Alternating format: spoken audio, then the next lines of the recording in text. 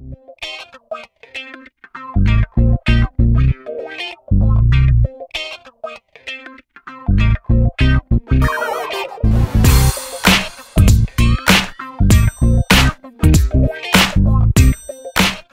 bien, bonjour, l'objectif de cette vidéo est de vous présenter un exercice sur la thématique étude de fonctions niveau terminal STI 2D.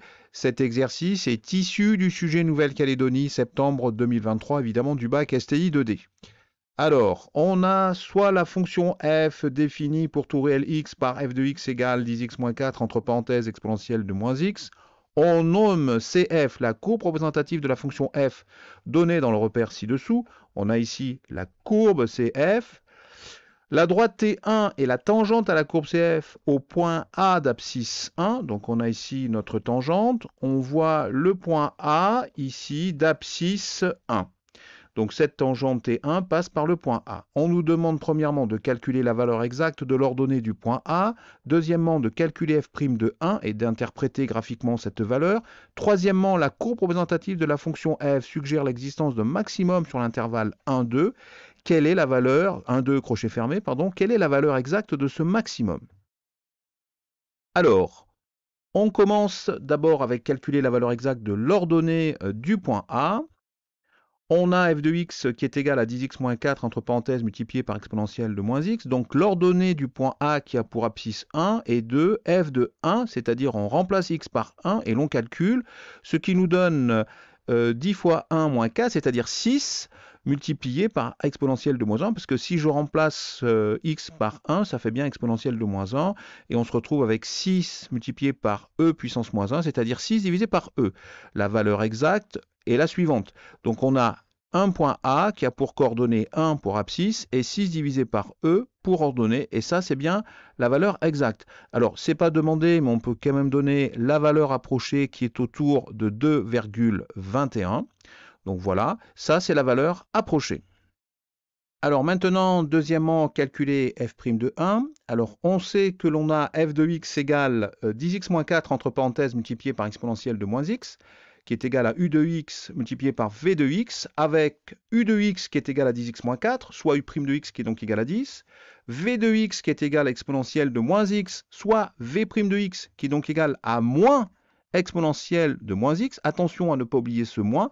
Je rappelle que la dérivée de la fonction exponentielle de u étant une fonction, eh bien ça va nous donner la dérivée de u multipliée par exponentielle de u. Il ne faut pas oublier. Or, on voit bien que l'exponentielle de moins x, ça donne bien moins 1, ce qui justifie le moins qui est présent devant l'exponentielle.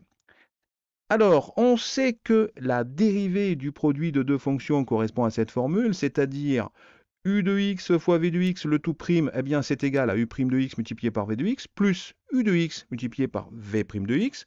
Donc si j'applique cette formule, cela va me donner f' de x est donc égal à 10 multiplié par exponentielle de moins x, plus 10x moins 4 multiplié par moins exponentielle de moins x.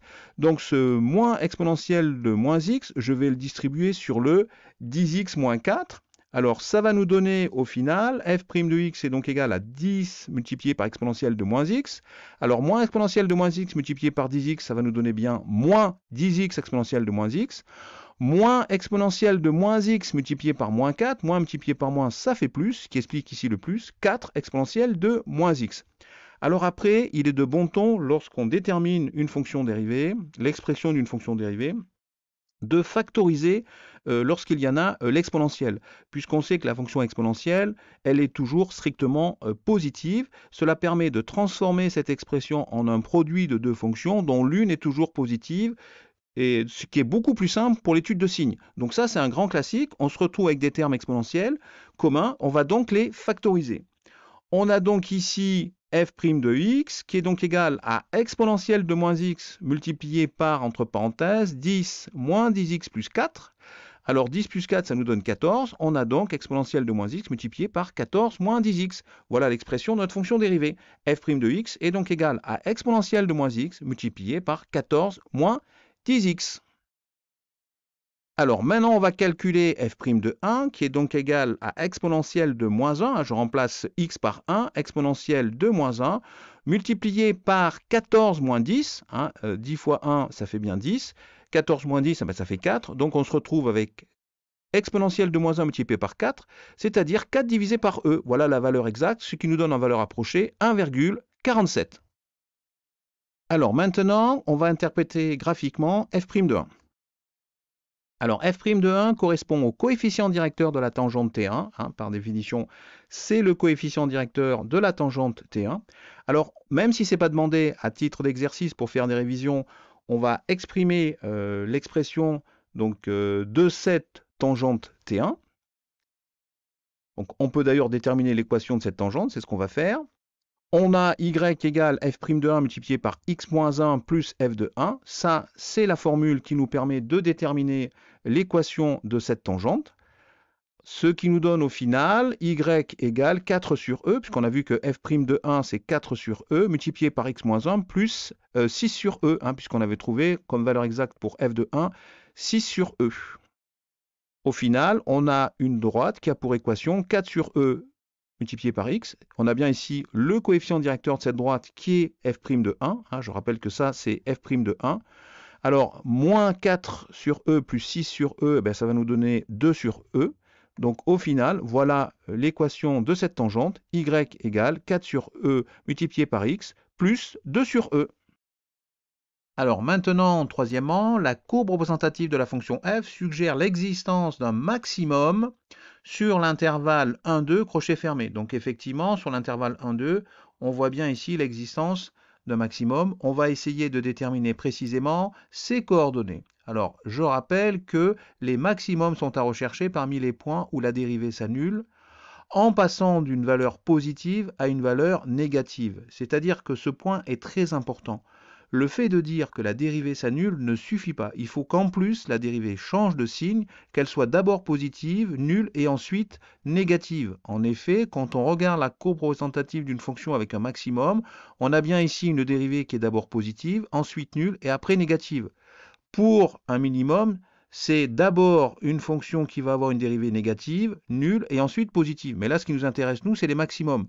À titre d'exemple, je vous montre cette fonction qui est strictement croissante, la fonction cube, et sa dérivée en 0 vaut 0. Donc on a bien ici une dérivée qui est nulle, mais on n'a pas un maximum ni un minimum. Donc attention, le fait de dire que la dérivée s'annule, ça ne suffit pas.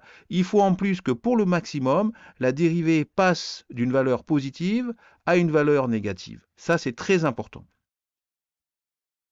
On va donc effectuer le tableau de variation suivant, en faisant d'abord un tableau de signes pour la dérivée. Alors, ce tableau est construit sur l'intervalle 1, 2. On va étudier le signe de moins 10x plus 14 sur 1, 2. Alors, on va d'abord chercher la valeur qui annule moins 10x plus 14. Alors, moins 10x plus 14 égale à 0, ça fait moins 10x égale moins 14, c'est-à-dire x égale moins 14 sur moins 10, soit 14 sur 10. Après simplification, x est donc égal à 7 divisé par 5. Je divise par 2 au numérateur et au dénominateur, et cela me donne 1,4. Donc, voici la valeur qui annule moins 10x plus 14. Comme le coefficient de x est négatif, eh bien, moins 10x plus 14, c'est négatif pour des valeurs de x supérieures à 1,4 et positif pour des valeurs de x inférieures à 1,4. Donc voilà ce que l'on obtient. L'exponentielle de moins x, eh bien, elle est toujours strictement positive, elle n'est jamais nulle. J'applique la règle du signe et j'obtiens pour la dérivée, eh bien, plus multiplié par plus, ça fait plus. Donc ici, sur l'intervalle 1, 1,4, la dérivée est positive. La fonction est donc croissante. Et sur l'intervalle 1,4, 2, on a ici une dérivée qui est négative. Donc on a bien ici une dérivée qui s'annule, mais qui a changé de signe, qui est passée de la valeur positive à la valeur négative. Ce qui nous donne, au niveau variation, une fonction qui démarre à f de 1 qui vaut à peu près 2,21, qui va jusqu'à f de 1,4, c'est-à-dire 2,47 à peu près, et qui ensuite est décroissante jusqu'à la valeur f de 2 qui vaut à peu près 2,17. Donc on a bien ici un maximum qui a pour coordonnée donc 1,4 en abscisse et qui a pour ordonnée une valeur approchée de 2,47. Voilà ce que l'on obtient. Et bien voilà, c'est la fin de cette vidéo, j'espère qu'elle vous a plu. N'hésitez pas à liker et je vous dis donc à bientôt sur la chaîne YouTube Scol Mathématiques.